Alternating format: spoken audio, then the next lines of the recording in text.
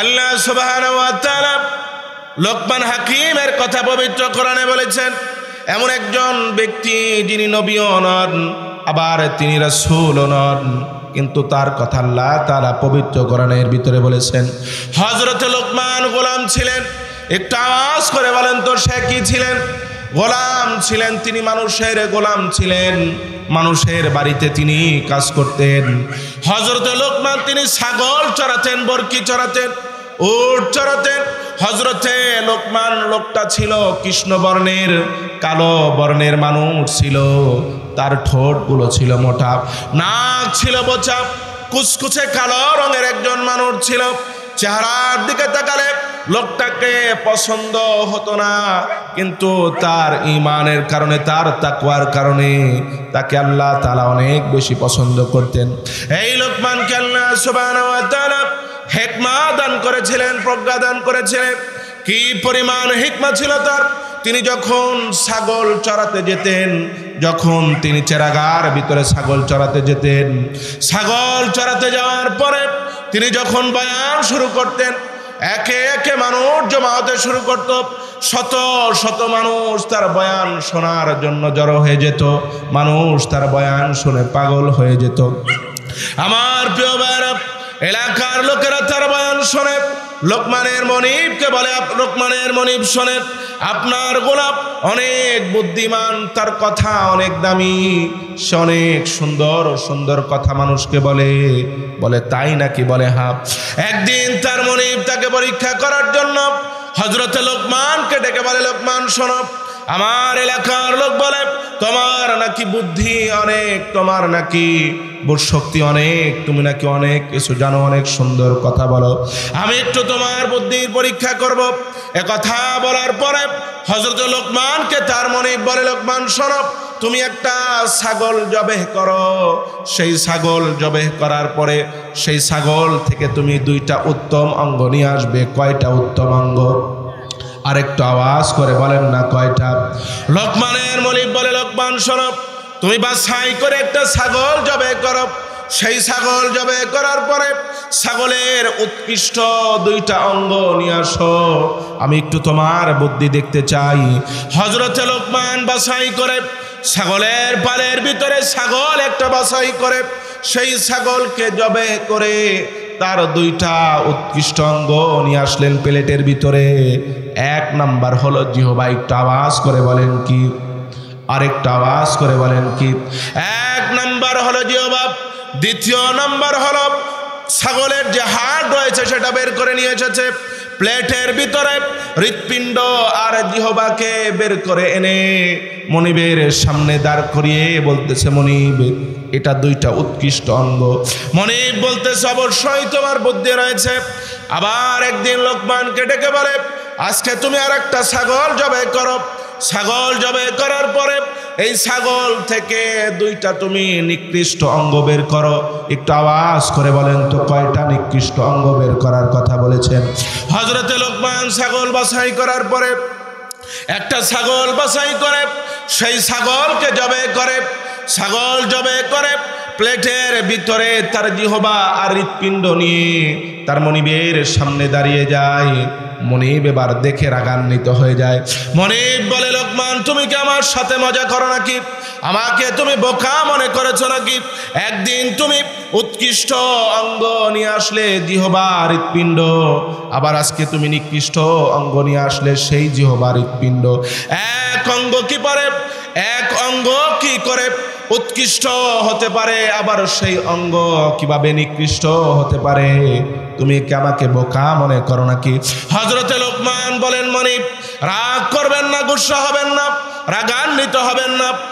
আমি আপনার সাথে মজা করতেছি না, আমি আপনার সাথে মজা করতেছি না, হাস্য রহস্য করতেছি না।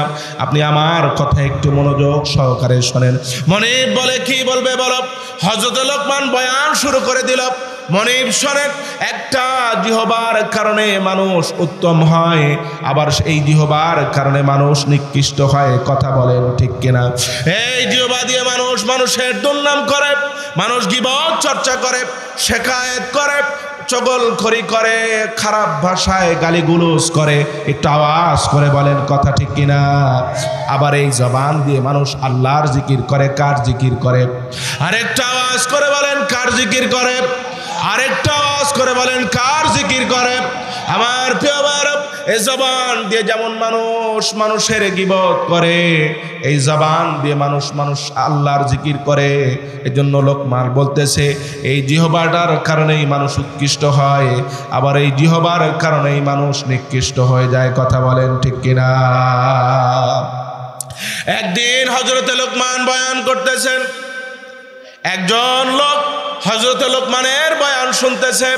বয়ান শুনে আর চেহারার দিকে তাকিয়ে থাকে, কোথায় যেন দেখেছি, কোথায় যেন দেখেছি, কোথায় যেন দেখেছি, চেনা চেনা মনে হয়। এরকম মাঝে মাঝে রাস্তায় হয় না? একজন লোক দেখলে মাঝে মাঝে মনে হয় কোথায় যেন দেখেছি।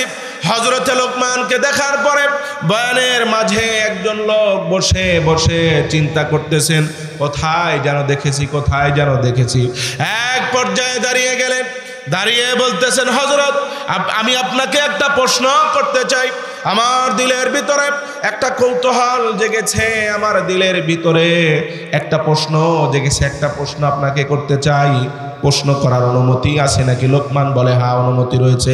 এবার সেই লোক বলে, আপনাকে আমি যেন কোথায় দেখেছি, আপনার মতো একজন লোক আমার সাথে ছাগল চড়াতো, আপনার মতো একজন লোক আমার সাথে বরকির পাল চড়াতো, আপনি কি সেই লোক নাকি?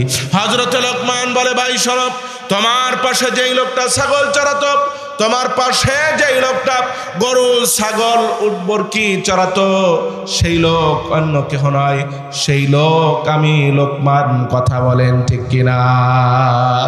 এবার সেই চোতা বলতেছে, আল্লাহ তাআলা আপনাকে এত ইজ্জত দিল কিভাবে? আল্লাহ সুবহানাহু ওয়া তাআলা আপনাকে এত সম্মান কিভাবে দিলেন? আপনি তো একজনের গোলাম ছিলেন, একজনের কিতদার ছিলেন, তার ছাগল আপনি চড়াতেন, এত সম্মান কি করে হলো? হযরতে লোকমান বলেন, যুবক ভাই শোনো, একটা কারণে আল্লাহ তাআলা আমাকে এত সম্মান দিয়েছেন। বলে কি সেই কারণ? তিনি বললেন, জবান। এ জবানকে হেফাজত করতে হবে। জবানকে যদি তুমি হেফাজত করতে পারো, আসমানের মালিক তোমাকে সম্মান দেবে। বলেন সুবহানাল্লাহ। জবানকে যদি হেফাজত করা যায়, সম্মান দেবে কে? আরেকটা আওয়াজ করে বলেন না, সম্মান দেবে কে? আমার প্রিয় ভাইরা, বয়ান করবো, একদিকে যাইতেছে আর একদিকে, এরপরেও চলতে থাক যত দূর চলে। কথা বলেন ঠিক কিনা? আল্লাহ সুবহানাহু ওয়া তাআলা নাজিল করেছেন কোরআন। নাজিল করেছেন কি? কথা তো এটাই চলতেছিল। কেন নাজিল করলেন? কেন? প্রত্যেকটা কাজের একটা উদ্দেশ্য আছে না? যে লোক ব্যবসা করে, বাড়ি বানায়, চাকরি করে, অন্যের গোলামি করে, কৃষি কাজ করে, জোলা তাতে কাপড় বানায়, যে কাজই করুক না কেন, প্রত্যেকটা কাজের একটা উদ্দেশ্য আছে না নাই? আর একটা আওয়াজ করে বলেন না, আছে না নাই? মানুষের যদি কাজের উদ্দেশ্য থাকে, আল্লাহ পাক যে একটা গাইডলাইন দিলেন, কোরআন দিলেন, এটার কি উদ্দেশ্য নাই? একটা আওয়াজ করে বলেন না, আছে না নাই? আল্লাহ পাক কোরআনকে নাজিল করেছেন কেন? মানব জাতির মুক্তির জন্য। কথা বলেন ঠিক কিনা? আমার ভাইরা, কোরআন এমন এক কিতাব, এই কিতাব আল্লাহ পাক নাজিল করেছেন যাতে করে চুরি বন্ধ হয়ে যায়, ডাকাতি বন্ধ হয়ে যায়, লুটতরাজ বন্ধ হয়ে যায়, দেশের সম্পদ বিদেশে পাচার করা বন্ধ হয়। কথা বলেন ঠিক কিনা? আর যদি কোরআন নাজিল না হতো, কোরআন যদি মানুষ না মানত, তাহলে চুরি বন্ধ হতো না। কথা বলেন ঠিক কিনা? মনে রাখবেন, তন্ত্র মন্ত্র, মানব রচিত তন্ত্র মন্ত্র দিয়ে কোনোদিন মানুষকে ভালো করা সম্ভব নয়। কথা বলেন ঠিক কিনা? মানব রচিত তন্ত্র মন্ত্র দিয়ে যদি মানুষ হতো, ভালো হতো, তাহলে এই মানুষ আগেই ভালো হয়ে যেত। কথা বলেন ঠিক কিনা? যদি এই মানব রচিত তন্ত্র মন্ত্র আপনি যদি তাবিজ বানিয়ে গলায় ঝুলিয়েও দেন, এরপরেও চোর কিন্তু ভালো হবে। আওয়াজ করে বলেন, ভালো হবে। অতএব আমার ভাইরা, সমাজকে যদি ভালো করতে চান, সমাজের মানুষকে যদি ভালো করতে চান, দেশের মানুষকে যদি ভালো করতে চান, আমরা স্বাধীনতার 50 বছরে ন্যাশনালিজম দেখেছি, কমিউনিজম দেখেছি, সেকুলারিজম দেখেছি, বাবার শোষণ দেখেছি, মেয়ের শোষণ দেখেছি, স্বামীর শোষণ দেখেছি। একটিবার বাংলাদেশের মানুষ 1500 বছর আগে হেরা গুহায় নাজিল হওয়া কোরআনের শাসন দেখতে চায়। কথা বলেন ঠিক কিনা? মানুষ আর তন্ত্র মন্ত্র দেখতে চায় না। কথা বলেন ঠিক কিনা? কারণ এই তন্ত্র মন্ত্র দিয়ে কোনোদিন মানুষকে ভালো করা সম্ভব মানুষকে ভালো করা সম্ভব নয়। এই তন্ত্রমন্ত্র যদি মানুষ ভালো হতো তাহলে আগেই ভালো হয়ে যেত। তাহলে এত বয়ান, এত মাহফিলের প্রয়োজন ছিল না। আমার প্রিয় ভাইরা, আল্লাহ সুবহানাহু ওয়া তাআলা কোরআন নাজিল করেছেন মানব জাতিকে হেদায়েত দেওয়ার জন্য। একটু আওয়াজ করে বলেন তো কিসের জন্য? আর একটু আওয়াজ করে বলেন কিসের জন্য? আল্লাহ সুবহানাহু ওয়া তাআলা কোরআন নাজিল করেছেন মানব জাতিকে হেদায়েত দেওয়ার জন্য। বান্দা কি হেদায়েত এমনি পাবে? এমনি কিন্তু হেদায়েত পাবে না। হেদায়েত পাওয়ার জন্য আল্লাহ সুবহানাহু ওয়া তাআলা কোরআনের ভিতরে দোয়া শিখিয়ে দিয়েছেন। যে দোয়া আমরা ফজরের নামাজের ভিতরে পড়ি, জোহরের নামাজে পড়ি, যে দোয়া আমরা আসরের নামাজের ভিতরে পড়ি, মাগরিবের নামাজের ভিতরে পড়ি, এশার নামাজের ভিতরে পড়ি, আল্লাহ তাআলা শিখিয়ে দিলেন ইহদিনাস সিরাতাল মুস্তাকিম। আল্লাহু আকবার। আমার প্রিয় ভাইরা, আল্লাহ তাআলা দোয়া শিখিয়ে দিলেন ইহদিনাস সিরাতাল মুস্তাকিম। বান্দা তুমি আমার কাছে দোয়া করো, বান্দা তুমি আমার কাছে দোয়া করো, আমার গোলামেরা তোমরা আমার কাছে দোয়া করো। কি দোয়া করবে? আল্লাহ তাআলা শিখিয়ে দিলেন বান্দা দোয়া করো, আল্লাহ তাআলা তুমি আমাকে সরল পথে পরিচালিত করো। কোন পথে? একটা আওয়াজ করে বলেন না, কোন পথে? আল্লাহ তাআলা তুমি আমাকে সরল পথে পরিচালিত করো, সহজ পথে পরিচালিত করো। আল্লাহ তাআলা ওই পথে পরিচালিত করো যে পথে চললে জান্নাত পাওয়া যায়, ওই পথে পরিচালিত করো যে পথে তোমার নবীরা পার হয়ে গিয়েছে, ওই পথে তুমি আমাকে পরিচালিত করো যে পথে সিদ্দিকরা পার হয়ে গিয়েছে, ওই পথে তুমি আমাকে পরিচালিত করো যে পথে শহীদরা পার হয়েছে। কথা বলেন ঠিক কিনা? আমার প্রিয় ভাইরা, শহীদের কি পরিমাণ সম্মান রয়েছে! যত আল্লাহ তাআলা শহীদদের পথে পরিচালিত হওয়ার কথা বলেছেন, শহীদের কি পরিমাণ সম্মান রয়েছে। আপনারা কি জানতে চান শহীদের কি পরিমাণ সম্মান রয়েছে? আমার ভাইরা শোনেন, শাহাদত যেই ব্যক্তি অর্জন করে, যে ব্যক্তি দুনিয়া থেকে শহীদ হয়ে যায়, মানুষের মৃত্যুর সময় কষ্ট হয়, এই পরিমাণ কষ্ট হয়। হাদিসের ভিতরে এসেছে একটা ছাগল উল্টা করে ঝোলালে, তাজা ছাগল যদি উল্টা করে ঝোলানো হয়, সেই তাজা ছাগলের চামড়া যদি টেনে টেনে খসানো হয়, ছাগলের যেই পরিমাণ কষ্ট হয়, একজন মানুষের মৃত্যুর সময় ওই পরিমাণ কষ্ট হয়। আমার প্রিয় ভাইরা, শুধু তাই নয়, যারা মানুষকে দোয়ায়, মৃত মানুষকে যারা দোয়ায়, তাদেরকে জিজ্ঞাসা করবেন, তারা বলবে মৃত্যুর সময় এই পরিমাণ মানুষের কষ্ট হয়। কষ্টের কারণে কিছু কিছু মানুষের তার শরীর থেকে তার পেশাব পর্যন্ত বের হয়ে যায়, পায়খানা পর্যন্ত বের হয়ে যায়, দুর্গন্ধ বের হয়ে যায়। কষ্টের কারণে সহ্য করতে না পেরে কাপড় নষ্ট হয়ে যায়, সে ইস্তেঞ্জা করে ফেলে, কাপড়কে নষ্ট করে ফেলে। এই পরিমাণ মৃত্যুর সময় কষ্ট হয় আমার ভাইয়েরা। কিন্তু যেই ব্যক্তি দুনিয়া থেকে আল্লাহর জন্য, আল্লাহর দ্বীনের জন্য, কোরআনের জন্য, ইসলামের জন্য যেই ব্যক্তি দুনিয়া ছেড়ে শহীদ হয়ে চলে যায়, হাতে চিমটি দিলে যতটা কষ্ট হয়, এর চেয়েও কম কষ্ট নিয়ে সে দুনিয়া থেকে চলে যায়। আরেকটা আওয়াজ করে বলেন না সুবহানাল্লাহ। হাতে চিমটি দিলে যতটা কষ্ট হয়, এর চেয়েও কম কষ্ট নিয়ে দুনিয়া থেকে চলে যায়। একটা আওয়াজ করে আল্লাহু আকবার। এর চেয়ে সহজ মরা আর আছে? আরেকটা আওয়াজ করে বলেন না আছে? এর চেয়ে সহজ মরা আর নাই। কিয়ামতের ময়দানে হিসাব আছে। যে ব্যক্তি শহীদ হয়েছে তার কোনো হিসাব নাই। আমার প্রিয় ভাইরা, এমন একটা মৃত্যু আল্লাহ তাআলা পবিত্র কোরআনের ভিতরে জানিয়ে দিয়েছেন, যারা শহীদ হয়ে ইন্তেকাল করে তাদের কোনো মৃত্যু নেই, তাদের কোনো হিসাব নেই। যারা দুনিয়া থেকে শহীদ হয়ে চলে যায়, তাদের মরণের পরে তাদের কোনো হিসাব নেই। হযরতে জাবের রাদিয়াল্লাহু তাআলা আনহুর পিতা জাবের রাদিয়াল্লাহু তাআলা আনহু রাসূলের এমন একজন সাহাবী, হজ সংক্রান্ত যত হাদিস বর্ণনা হয়েছে, সবচেয়ে বেশি হাদিস হযরতে জাবের রাদিয়াল্লাহু তাআলা আনহু বর্ণনা করেছে। সেই জাবের রাদিয়াল্লাহু তাআলা আনহুর পিতা হযরত আব্দুল্লাহ ইবনে আমর ইবনে হারাম রাদিয়াল্লাহু তাআলা আনহু শত বছর বয়সী সাহাবী, জিহাদের ময়দানে যাবে, জিহাদের ময়দানে গিয়ে যুদ্ধ করবে। বয়স হয়েছে 100 বছর। একটু আওয়াজ করেন না, কত বছর? আরেকটু আওয়াজ করে বলেন কত বছর? 100 বছর বয়স হয়েছে। 100 বছরের বয়স্ক সাহাবী জিহাদের ময়দানে যাবে। হযরতে জাবের রাদিয়াল্লাহু তাআলা কে বলে, জাবের শোনো, আমি জিহাদের ময়দানে যাব। জিহাদের ময়দানে গিয়ে আমি গাজীও হয়ে ফিরে আসতে পারি, আবার শহীদও হয়ে যেতে পারি। আমি যদি শহীদ হয়ে যাই তুমি তোমার বোনদের দেখে রেখো। একথা বলে হযরত আব্দুল্লাহ ইবনে আমর ইবনে হারাম রাদিয়াল্লাহু তাআলা জিহাদের ময়দানে চলে গেলেন।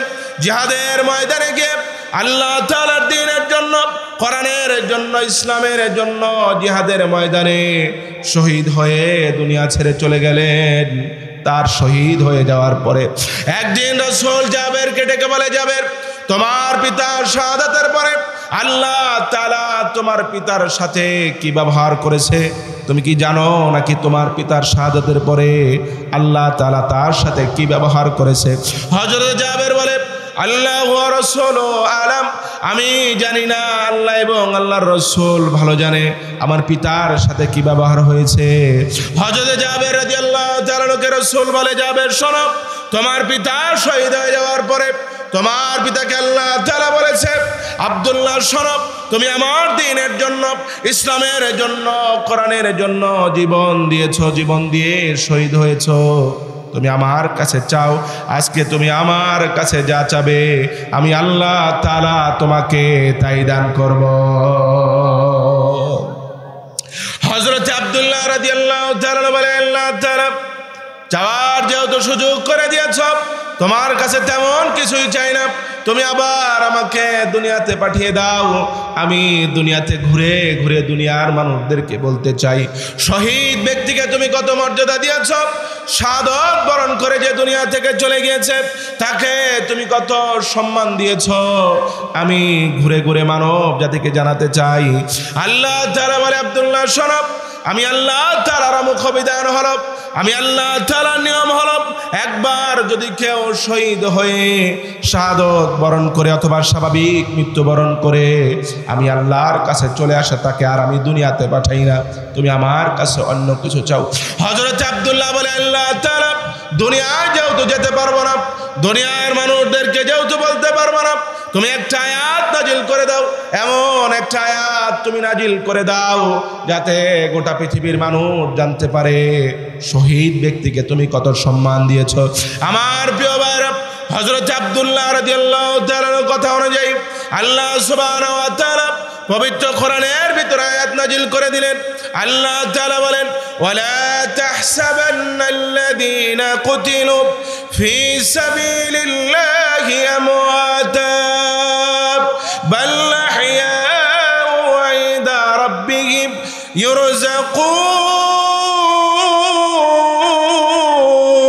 ইরযাকুন।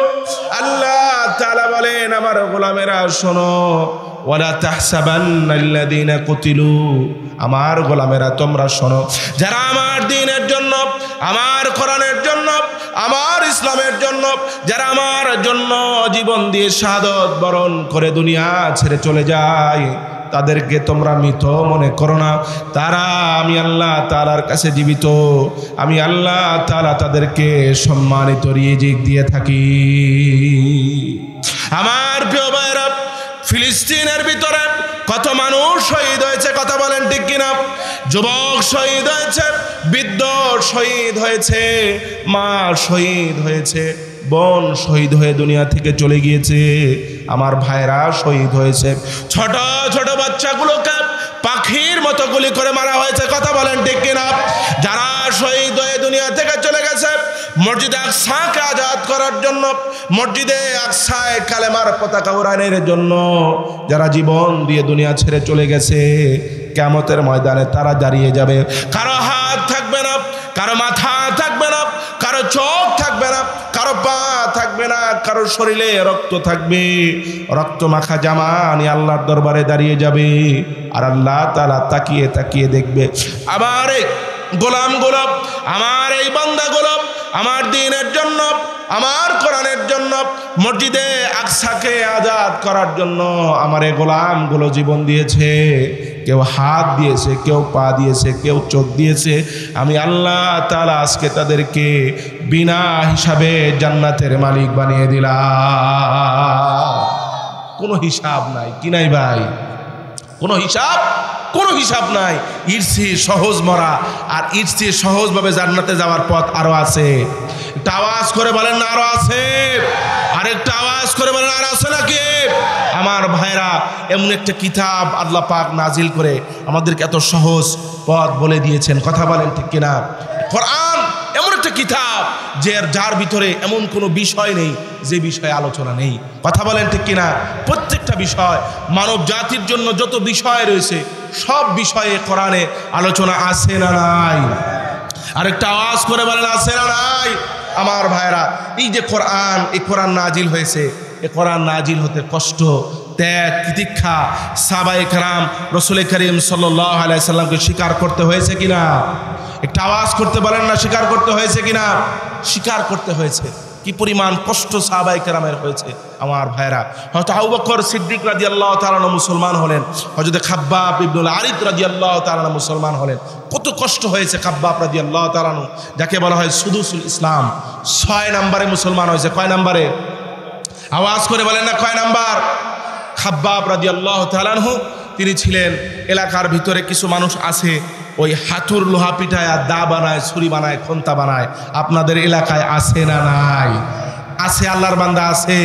এদেরকে কি বলে? আরেকটা আওয়াজ করে বলেন না কি বলে? আরেকটা আওয়াজ করে বলেন কি বলে? এতগুলা মানুষের আওয়াজ এত কম, আওয়াজ করে বলেন না বলে কে? আর যে সোনা দিয়ে নাকের ফুল কানের দুল বানায় তাকে কি বলে? কি বলে? স্বর্ণকার। আর যে ছুরি বানায়, দা বানায় তাকে বলে কামার। হযরত খাব্বাব ইবনুল আরিদ রাদিয়াল্লাহু তাআলা ছিলেন কামার। কি ছিলেন? আরেকটা আওয়াজ করে বলেন না কি ছিলেন? যুবক, টকবকে যুবক সাহাবী। আমার যুবক ভাইরা, আপনারা ভালো করে শোনেন, একদম যুবক সাহাবী, মক্কার বাজারে সবচেয়ে সুন্দর ছুরি বানায়, সবচেয়ে সুন্দর তরবারি বানায়। তার চেয়ে সুন্দর ছুরি আর কেউ বানাইতে? হযরতে খাব্বাব ইবনুল আরিদ রাদিয়াল্লাহু তাআলা একজন যুবক সাহাবী ছিলেন, অল্প বয়সে মুসলমান হয়েছেন। একজন মহিলার তিনি গোলাম ছিলেন। মক্কার বাজারে তিনি ছুরি বানাতেন, দা বানাতেন, খুন্তি বানাতেন। মক্কার বাজারে সবচেয়ে সুন্দর করে তিনি ছুরি খন্তা বানাতেন। সেই খাব্বাব ইবনুল আরিদ রাদিয়াল্লাহু তাআলা রাসূলের কথা শুনে, ইসলামের কোরআনের বয়ান শুনে, কোরআনের তেলাওয়াত শুনে তিনি কালেমা পড়ে মুসলমান হয়ে যায়। খাব্বাব রাদিয়াল্লাহু তাআলা মুসলমান হওয়ার পরে তার মহিলা মনিব তাকে বলে, খাব্বাব কি শুনি তুমি নাকি ধর্মান্তরিত হয়েছ? হাজার হাজার দেবদেবীকে বাদ দিয়ে, লাত হবল মানাতকে বাদ দিয়ে, হাজার হাজার দেবদেবীকে বাদ দিয়ে তুমি নাকি এক আল্লাহর উপর ঈমান এনেছো, তুমি নাকি ধর্মান্তরিত হয়েছ। খাব্বাব রাদিয়াল্লাহু তাআলা বলেন, আগে আমি বিধর্মী ছিলাম, আল্লাহ তাআলার দয়া এখন আমি ইসলামের উপরে চলে এসেছি। বলেন সুবহানাল্লাহ। সেই খাব্বাব রাদিয়াল্লাহু তাআলা যখন এই বক্তব্য তার মনিবের সামনে দিল, মনিব রাগান্বিত হয়ে গেল। এলাকা থেকে বকাটে যুবকদেরকে ডেকে আনা হলো। তারা খাব্বাব রাদিয়াল্লাহু তাআলার উপরে জুলুম শুরু করে দিল, নির্যাতন শুরু করে দিল। আমার প্রিয় ভাইরা, কি পরিমাণ জুলুম হয়েছে খাব্বাব রাদিয়াল্লাহু তাআলার উপরে। একটু মনটাকে নরম করে শোনেন। হযরতে খাব্বাব রাদিয়াল্লাহু তাআলা আগুনের ভিতরে লোহা ঢুকিয়ে রেখেছিলেন। আগুনের উত্তপ্ত লোহা, গরম লোহা আগুনে লাল হয়ে গিয়েছে। মক্কার বকাটে যুবকেরা সেই গরম লোহাকে বের করে খাব্বাব রাদিয়াল্লাহু তাআলার মাথার উপরে যখন ধরেছে, মুহূর্তের ভিতরে তার চুল পুড়ে গিয়েছে, তার মাথার চামড়া পুড়ে গিয়ে সাদা হাড্ডি বের হয়ে গিয়েছে। খাব্বাব রাদিয়াল্লাহু তাআলা বেহুশ হয়ে জমিনে পড়ে গিয়েছেন। আমার প্রিয় ভাইরা, এরপরেও তারা জুলুম করা বন্ধ করেনি, এরপরেও তাদের জুলুম বন্ধ হয়নি, তাদের নির্যাতন বন্ধ হয়নি। খাব্বাব রাদিয়াল্লাহু তাআলা যখন হুঁশ ফিরে আসে, হুঁশ ফিরে আসার পরে খাব্বাব রাদিয়াল্লাহু তাআলার উপরে জুলুম করার জন্য, নির্যাতন করার জন্য আগুনের উত্তপ্ত আগুনের আঙ্গারের উপরে খাব্বাব রাদিয়াল্লাহু তাআলাকে শুইয়ে রাখা হয়। আগুনের কয়লার উপরে শুইয়ে রাখার কারণে খাব্বাব রাদিয়াল্লাহু তাআলার কোমরের চর্বিগুলো গলে রক্তগুলো পড়ে পড়ে আগুনের কয়লা নিভে যেত। এরপরেও কাফেরদের দিল ঠান্ডা হতো না। যখন আগুনের কয়লাগুলো নিভে যেত, খাব্বাব রাদিয়াল্লাহু তাআলাকে কষ্ট দেওয়ার জন্য ছোট ছোট আগুনের কয়লার টুকরাগুলো খাব্বাব রাদিয়াল্লাহু তাআলার কোমরের ভিতরে তারা ঢুকিয়ে দিত। খাব্বাব রাদিয়াল্লাহু তাআলা চোখ দিয়ে শুরু পানি পড়তো আর আল্লাহ আল্লাহ বলতো। সেই খাব্বাব রাদিয়াল্লাহু তাআলা একদিন জুলুমে অতিষ্ঠ হয়ে রাসূল করিম সাল্লাল্লাহু আলাইহি সাল্লামের কাছে গেলেন। রাসূল করিম সাল্লাল্লাহু আলাইহি সাল্লাম বাইতুল্লাহর ছায়ায় বসে তিনি আরাম করতেছিলেন।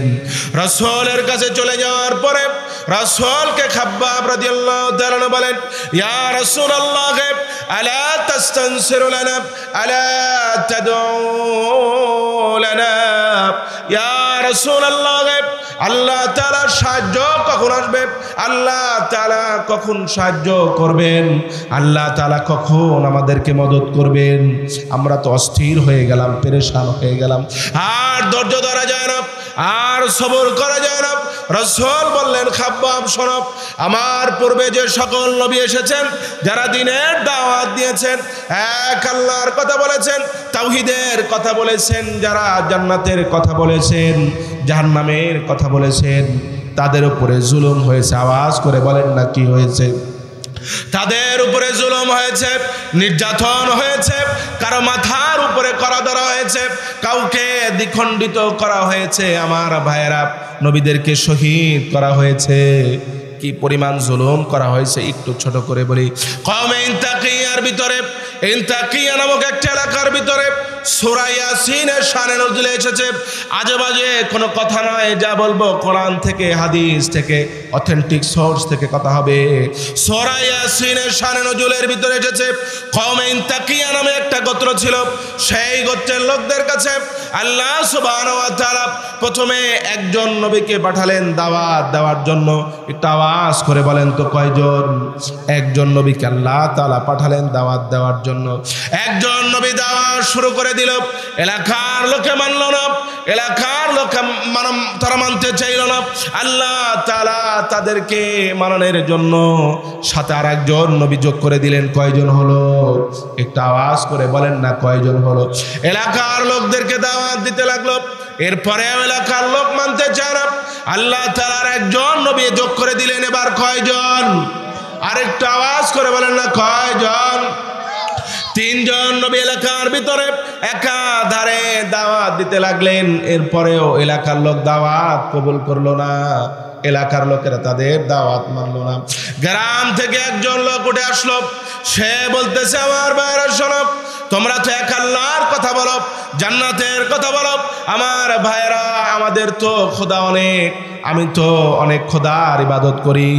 আমি সূর্যের পূজা করি, চন্দ্রের পূজা করি, আমি আগুনের পূজা করি, মাটির পূজা করি, মোটা গাছ দেখলে তারও পূজা করি, ওসা জায়গা দেখলে সেখানেও সেজদা দেই। আমার খোদা অনেক। এত খোদা হওয়ার পরেও আমার সব খোদার কাছে আমি দোয়া করি। আমার বাড়িতে আমার এক ভাই অসুস্থ রয়েছে, তার জন্য দোয়া করি, কিন্তু আমার কোনো খোদা আমার দোয়া শোনে না। তোমরা একজন খোদার কথা বলো, তোমাদের এক খোদা কি কথা শুনবে? আওয়াজ করে বলেন শুনবে কিনা?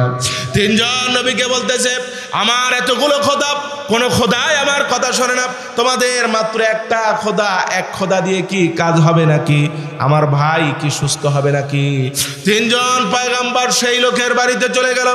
গ্রাম্য লোকের বাড়িতে চলে যাওয়ার পরে সেই গ্রাম্য লোকের সামনে নিয়ে, তার ভাইকে সামনে নিয়ে তিনজন পয়গম্বর হাত তুলে যখন দোয়া শুরু করলেন, আমার ভাইয়েরা হাত তুলতে দেরি হয়েছে, অসুস্থ মানুষটা সুস্থ হতে আর দেরি হয়নি।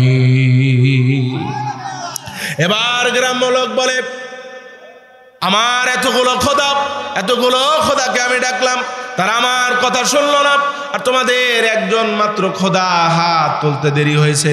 দোয়া করতে দেরি হয়নি, তাড়াতাড়ি আমাকেও তোমাদের দলের ভিতরে ঢুকিয়ে নাও।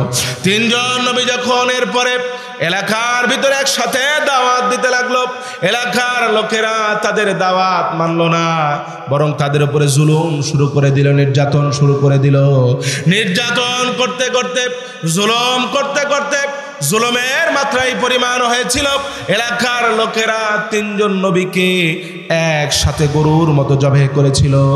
রাসূল বলতেছেন, খাব্বাব রাদিয়াল্লাহু তাআলাকে, খাব্বাব শোনো, আমার পূর্বে যত নবী রাসূলগণ এসেছেন তারা ইসলাম, তারা কোরআনের জন্য, তারা দ্বীনের জন্য, আল্লাহ তাআলার দ্বীনের জন্য, আল্লাহ তাআলার পক্ষ থেকে দ্বীনের দাওয়াত দেওয়ার জন্য তারা জমিনে এসে জুলুম স্বীকার করেছেন, অত্যাচারিত হয়েছেন, তাদের উপরে জুলুম করা হয়েছে, নির্যাতন করা হয়েছে, কারো মাথায় করাত ধরা হয়েছে, কাউকে দ্বিখণ্ডিত করা হয়েছে, কাউকে গরুর মতো জবাহ করা হয়েছে।